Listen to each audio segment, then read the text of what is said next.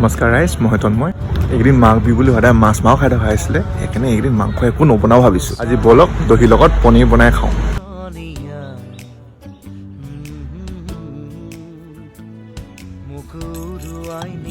ফাগুনৰ পছুৱাই জুৰণীয়া